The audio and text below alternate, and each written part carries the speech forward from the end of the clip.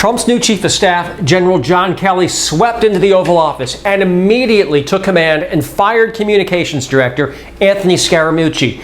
This was supposed to professionalize the communications department, make the operation run smoother. So who does Trump trot out to unveil his new immigration fiasco?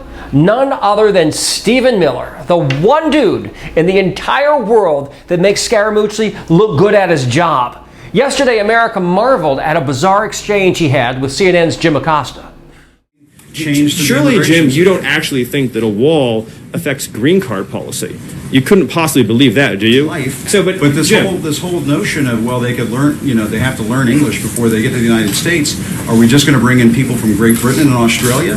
Jim, I have to honestly say, I am shocked at your statement that you think that only people from Great Britain and Australia would know English. It reveals your cosmopolitan bias to a shocking degree that in your mind, this is an amazing moment that you think only people from Great Britain or Australia would speak English is so insulting to millions of hardworking immigrants who do speak English from all over the world.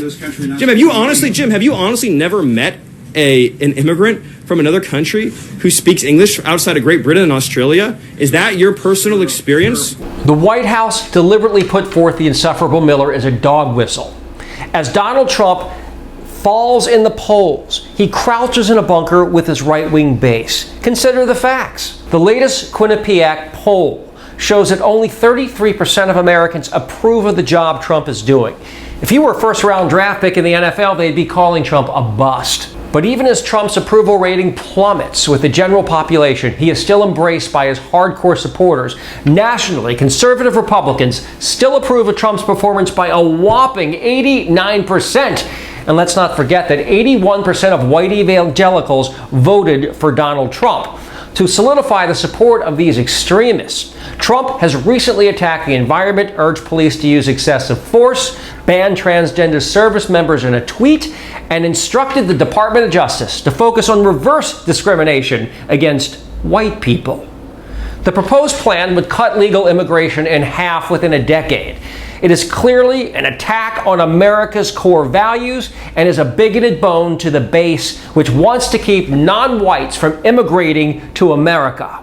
This twisted proposal mocks the Statue of Liberty's call to welcome the poor and huddled masses. The twisted idea that new immigrants should only be well-to-do or speak English before they arrive is reminiscent of Trump's golf resorts, snobbish, exclusive, and available only to the global, mostly white elite.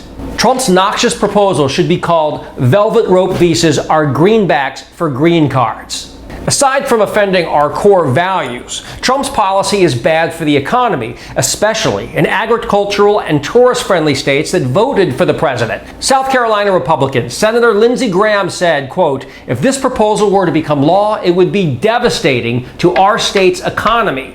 The National Immigration Forum says the United States is already facing a gap of 7.5 million jobs by 2020, and that cutting legal immigration would cause, quote, irreparable harm to the American worker and their family.